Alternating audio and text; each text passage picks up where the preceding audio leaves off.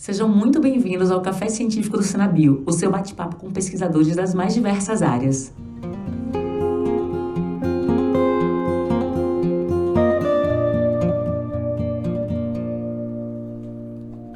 Hoje nós estamos aqui com o professor Walter Zin. O professor Walter Araújo Zin é médico, mestre, doutor e professor emérito da Universidade Federal do Rio de Janeiro, aqui da UFRJ. Ele também é membro titular da Academia Nacional de Medicina e da Academia Brasileira de Ciências e tem uma contribuição científica muito expressiva no campo, principalmente da fisiologia respiratória, atuando com projetos de mecânica respiratória, poluição atmosférica e modelos de doenças respiratórias. Seus quase 300 artigos científicos publicados acumulam mais de 7.000 citações científicas. Vamos conhecer um pouquinho mais desse professor e sobre a sua carreira científica aqui no nosso Café Científico.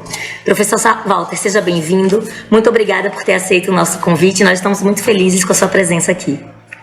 Muito obrigado, Isadora, pelo convite do Senabio. Eu agradeço muito essa possibilidade de estar contando alguns pedaços da minha vida para vocês. Então, por favor. Vamos lá, professor. Nossa primeira pergunta, a gente quer saber se o senhor pode falar um pouco para a gente sobre como foi o início da sua carreira, sobre as suas motivações, sobre as suas inspirações, para quem está começando, para quem está querendo entrar nesse mundo.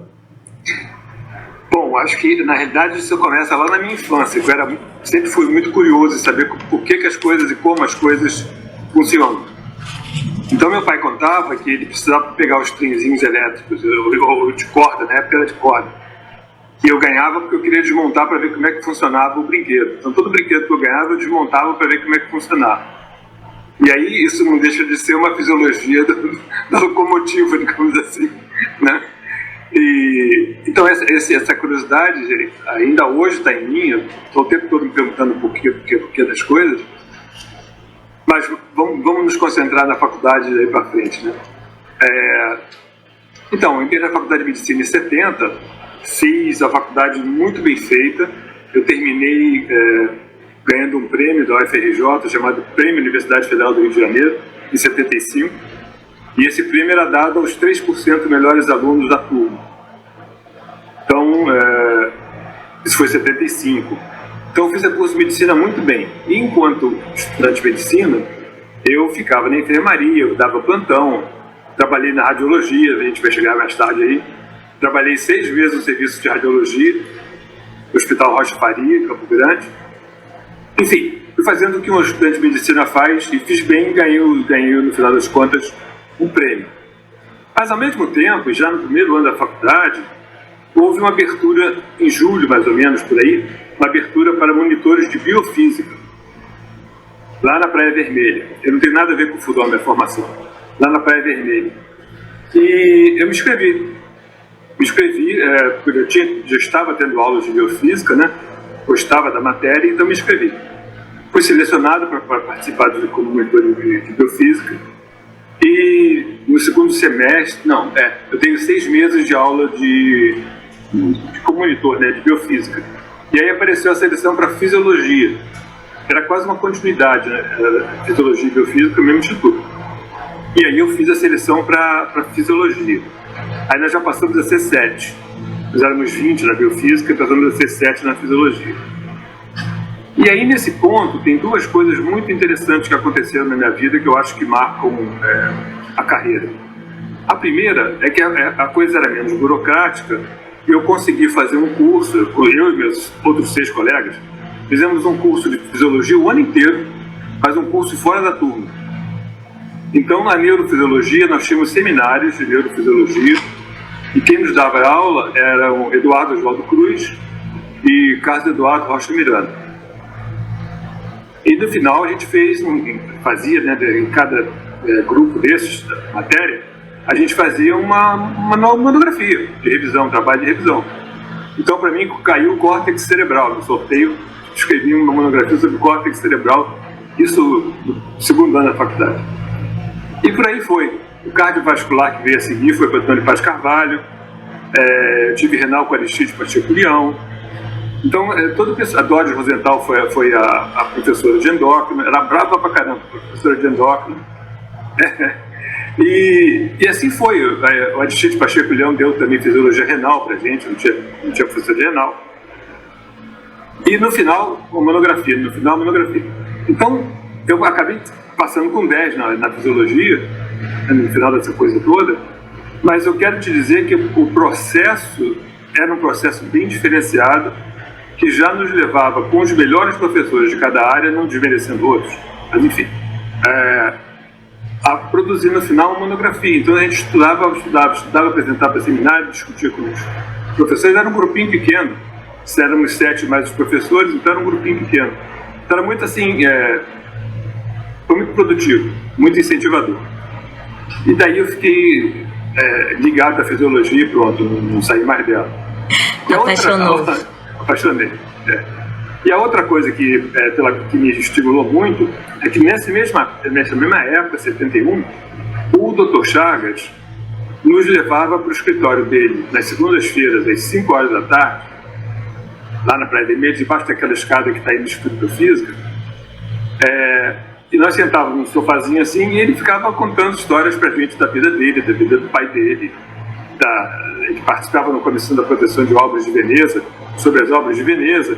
Então nós tínhamos toda segunda-feira um café literário, nem literário não, tipo científico, cultura geral, era tudo. Como a gente chama, é um café consciência, professor. Pois era tudo. Então eu sabia que Lassance tinha rua do tiro, rua da faca, onde o pai dele descobriu a doença de Chagas, né? Então eu tive esse contato com Chagas assim, muito íntimo, quase, posso dizer assim, muito próximo. E aí ele teve que partir para ser embaixador do Brasil e terminou nesse primeiro ano esse contato. Mas não, na passagem do primeiro para o segundo ano, eu assisti o curso de matemática preparatória para a seleção da pós-graduação.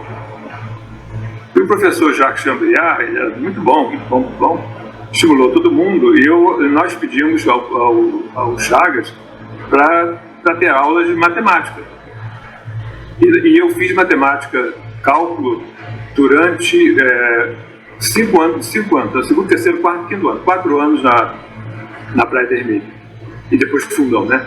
Mas foi muito importante também a parte de cálculo, que o Instituto me proporcionou. A gente pediu e o Chagas bancou, não teve problema. Chambriard esse tempo todo ensinando matemática pra gente. Então eu tive uma formação médica paralela a uma de matemática e paralela a uma de fisiologia, digamos assim, né? Muito Aí entrei pro interessante. laboratório e pronto, grudou. Quando a gente entra no laboratório, nunca mais a gente sai. Nunca mais sai. Obrigada, professor. Continuando nas nossas perguntas, professor, falando um pouco mais sobre a sua carreira científica, sobre as suas linhas de pesquisa, o senhor pode explicar um pouquinho para a gente uma delas e falar mais sobre a importância dessas linhas de pesquisa para a sociedade em geral, para fora da academia, para fora da universidade? Muito bem. Então, quando eu entrei para o laboratório na Praia Vermelha de Fisiologia, era um laboratório de hemodinâmica, que estava sendo formado na época que eu entrei.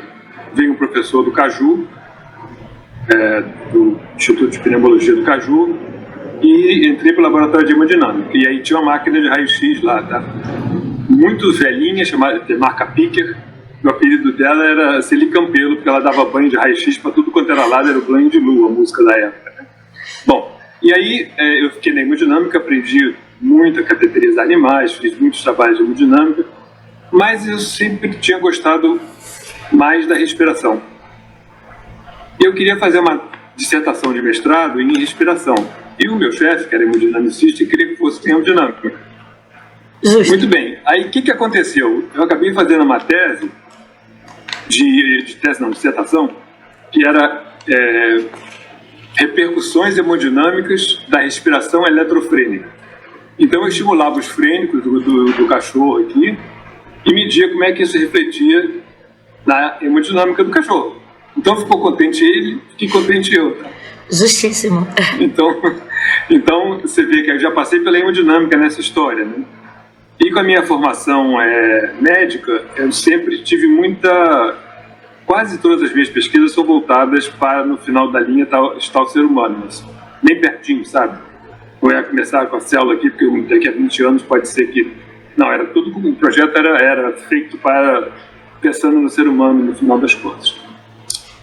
E daí, então, eu fui para o Canadá, trabalhei 2 anos e 2 meses com um sujeito genial e aprendi muito a mecânica respiratória.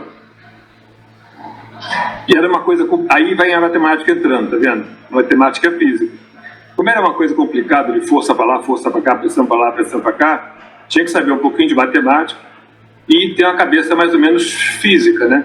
Eu tinha na biofísica, mas o professor Chambriard, ele também era professor de física. Então a matemática que ele ensinava pra gente, ele levava para física.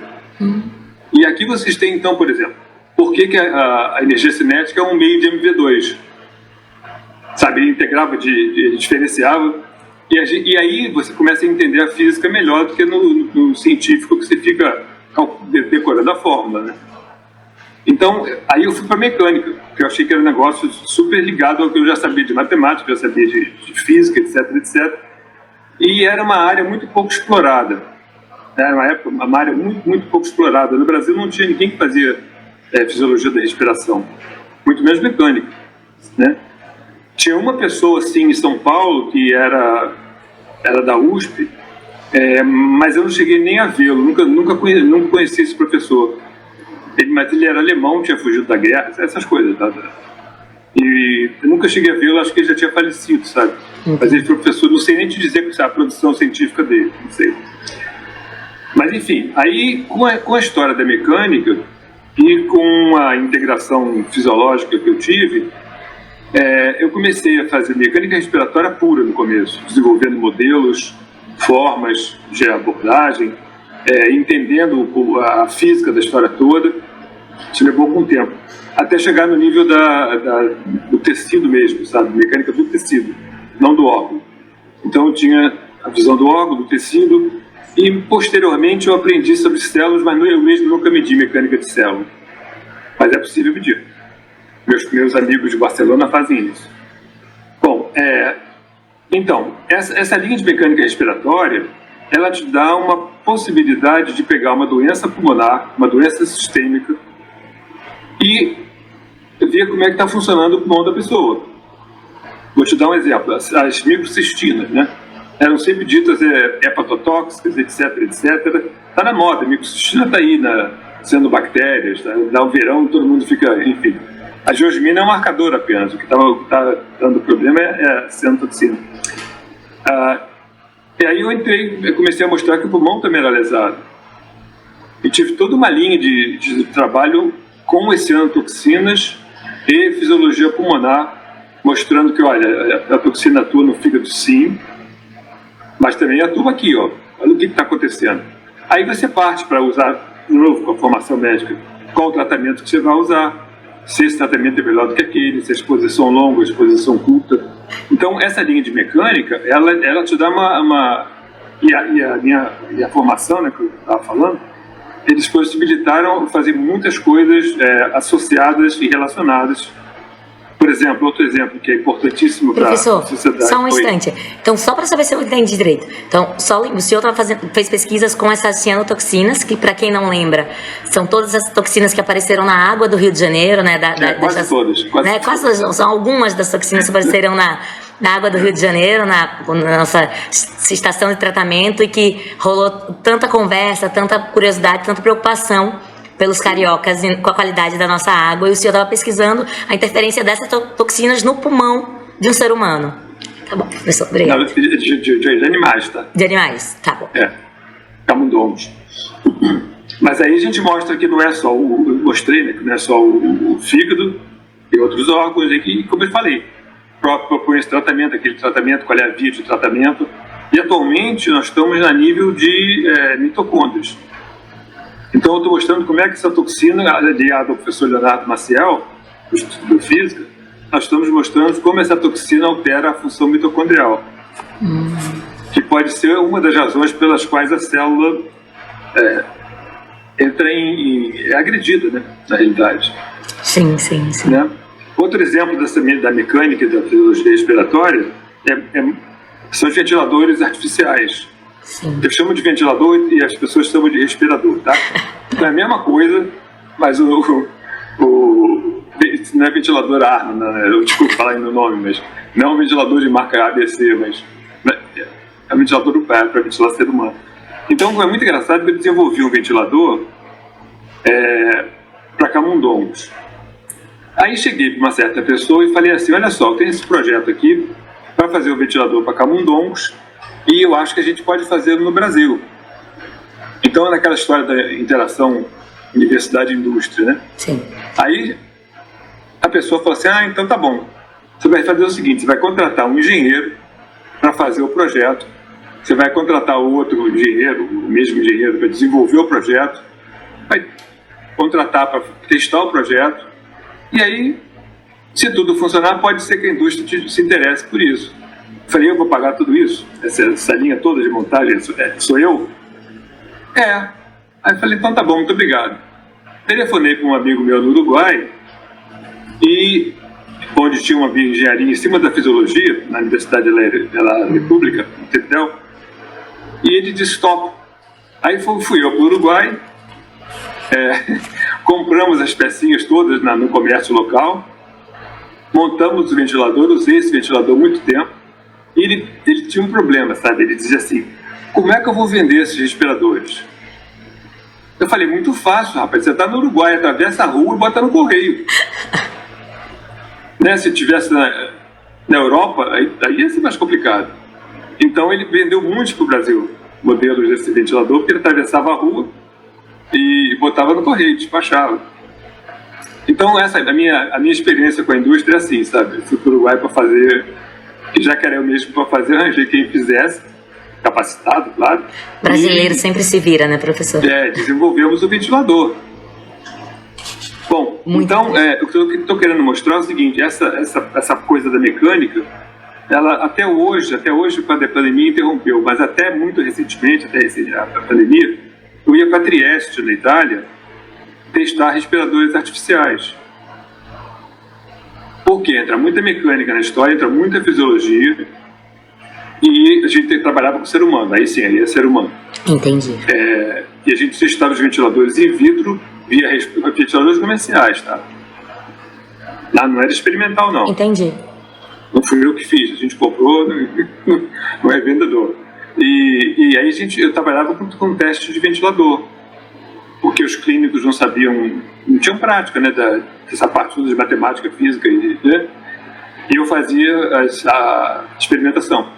E a gente acabou de viver um super momento onde os ventiladores para humanos, né, foram extremamente importantes. Os respiradores para humanos foram extremamente importantes e salvaram muitas vidas. Exatamente.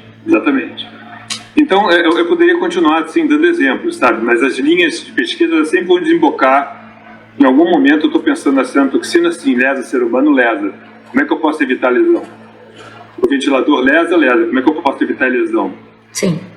Sempre pensando no foco final do ser humano. Isso.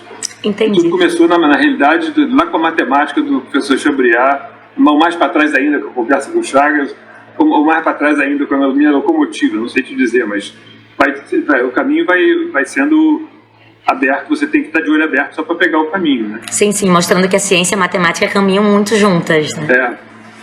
Professor, e falando ainda mais sobre outros projetos do senhor, agora um pouco mais a interface que envolve a psiquiatria. O senhor pode explicar um pouco dessa relação das suas pesquisas com a psiquiatria e a importância desse tipo de pesquisa, na verdade? Sim. Então vamos lá. No laboratório do professor Aires, né, que era meu orientador de mestrado, Aires da Fonseca Costa, já falecido, eu estava no mestrado e ele tinha um aluno de iniciação científica que atualmente é o professor titular da psiquiatria, chamado Antônio Egídio Nardi. Muito bem. E por volta de 1995, 96, por aí, o professor Nardi me convidou para discutir um pouco de pânico com ele. Porque, aparentemente, o distúrbio do pânico é disparado por variações abruptas de CO2 no sistema nervoso central. Seja para menos, seja para mais. De pessoas suscetíveis, tá? Não é todo mundo que acontece isso. Então daí, na realidade, acabou nascendo um laboratório chamado Laboratório de Pânico e Respiração no Instituto de Psiquiatria da UFRJ, que é coordenado pelo professor Nardi. E onde é que eu entro nessa história com a respiração? Ele entrava com os doentes, com as pacientes, que tinham pânico ou não, ele ia estudar, e eu entrava com a respiração e mexia com os gases que o paciente respirava. Então a gente tinha cilindros com CO2, cilindros com CO2 e ar, cilindros com ar comprimido, e eu montava o projeto de maneira que ninguém sabia o que o paciente estava respirando. Nem o médico que controlava, nem o médico que estava olhando para o paciente para ver o resultado, nem o paciente. Saía de um armário assim, saíam dois tubinhos. Aí eu dizia, vai ser aquele tubo ali. E eu que não entendia nada de psiquiatria, ficava olhando, né, para ver o que vai acontecer. Então, disso nasceu toda uma linha de pesquisa, que já foram 50 artigos publicados. Porque aí você começa, então você mostra que o CO2 dispara o pânico, ótimo. Qual remédio que eu vou tratar? Será que esse medicamento é melhor que aquele? Será que tem todo o distúrbio do pânico respiratório? A gente já viu que não é.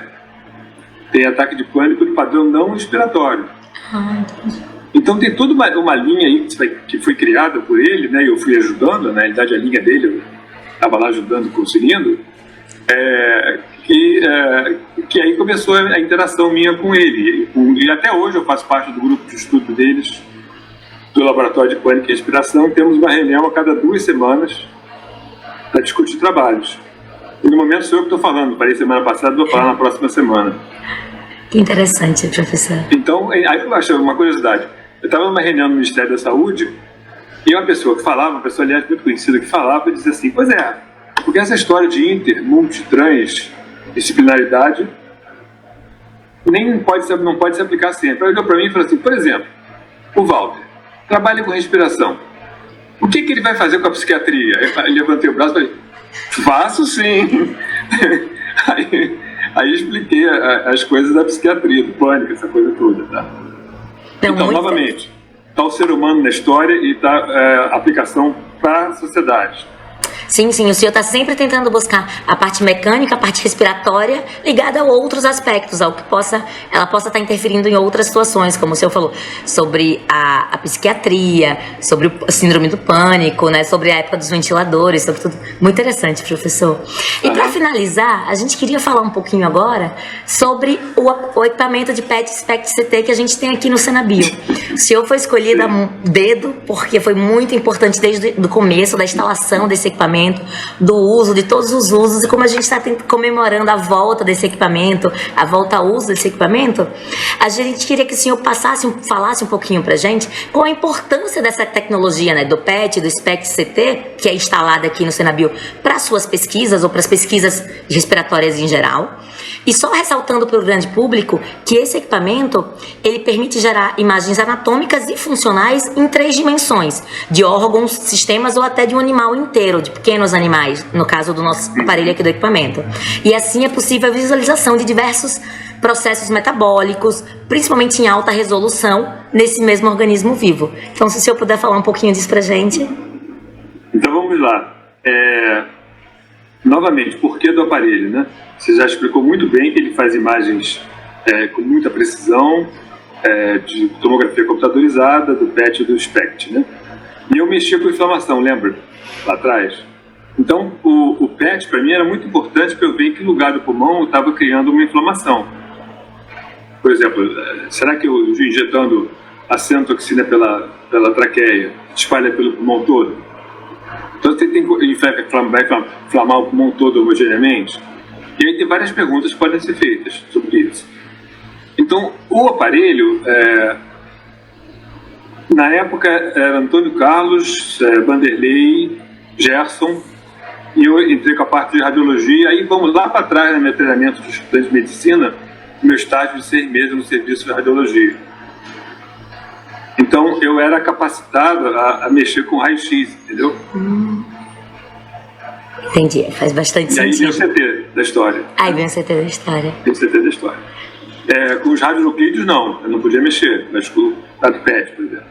Mas, que é o 18 fluoro FDG, né, que é usado. Outros. Bom, enfim. Aí o negócio foi assim, foi um projeto da FAPERJ de 2009. 2009. E quando a gente comprou, o aparelho era da GE. Antes do aparelho chegar, a GE já passou para outra firma. Aí começou aquela história. Troca a firma, não sou mais eu, a firma que comprou não tinha representante no Brasil, você tinha que ficar conversando com os Estados Unidos. E essa coisa foi rolando. A gente conseguiu botar o CT funcionando. Foram treinadas as pessoas do Brasil e da América do Sul, tinha um Colômbia e Chile, eu acho, um grupo de técnicos aprendendo a mexer. Eu fiz um trabalho usando o CT, foi de uma pós-doc italiana que veio trabalhar comigo, e publicamos isso no Frontiers in Physiology. Houve uma tese de doutorado orientada pelo professor Alisson Carvalho, que foi feita também com a máquina. E depois disso, precisava de uma autorização para usar tudo, né? A parte rádio do CT. E aí a radiologia do hospital assumiu. Então, nessa hora, eu saio de cena, digamos assim, e entra o pessoal do hospital. Sim, o professor Sérgio Souza. Isso, entram eles. Mas, por outro lado, eu saí daí para trabalhar com eles. Então, foi uma coisa assim... E, ultimamente, a gente tem publicado muito em tuberculose, em Covid. Tem trabalhos que a gente faz junto com a Universidade do Porto. Então, na realidade, eles vieram e nós nos juntamos. Eu passei a trabalhar mais com eles, digamos assim. Veio para agregar. E o aparelho não funcionava, ele ficou parado muito tempo. Sim, infelizmente. Agora que o professor Adalberto conseguiu botá-lo de volta no trilho. Mas essa história da firma que passa para outra firma, você fica perdido. É muito complicado mesmo, professor. A gente bem sabe o que a gente sofre com os equipamentos aqui no Senabio quando esse tipo de coisa acontece. Pois é. Mas sim, então, a história é essa. Começou lá em 2009, já com o tropeço da GE, que no comecinho já abandonou o negócio e passou para outra firma. Sim. Mas agora o equipamento voltou a funcionar. A gente vai voltar a fazer mais projetos, mais trabalho. E quem sabe a gente bate um outro papo para conversar mais sobre os futuros projetos que o senhor vai desenvolver, não só aqui no PET CT, mas em todas as plataformas do Senabio. Com muito prazer. Professor, eu queria agradecer imensamente a sua participação, foi incrível. É sempre muito bom conversar com pessoas como o senhor, como a gente brinca. Para mim é uma experiência única. Eu fico aqui apaixonada, ouvindo cada historinha, querendo saber de cada detalhe. Tenho certeza que o nosso público vai gostar muito. E para você que está assistindo, que ficou com alguma dúvida, que quer perguntar mais alguma coisa para o Senabio, para a equipe do Senabio, para o professor Walterzinho, pode deixar aqui um comentário no nosso vídeo do YouTube ou no nosso site, que a gente repassa a mensagem pro professor e responde para vocês. O senhor quer falar mais alguma coisa, professor? Só agradecer pela oportunidade de contar esse pouquinho dessa trajetória e um pouquinho das informações sobre o FRJ, né, que a gente às vezes não sabe. Não sabe que naquela época o curso era muito fácil fazer o curso paralelo, hoje em dia é quase impossível. Sim. Hoje a faculdade não só é o dia inteiro, quanto requer estágio e tudo mais. Eu que sou da universidade... Desculpa. Pode falar, professor, não tem problema. A burocracia não permite mais que você saia do trio, sabe? Entendi. O que eu ia dizer é que eu que sou da FRJ desde 2008, mais ou menos, tem muita coisa dessa história que eu também não conheço. Então, o Café Científico do Senabio está sendo uma oportunidade muito boa. Espero que todos estejam aproveitando, assim como eu estou também.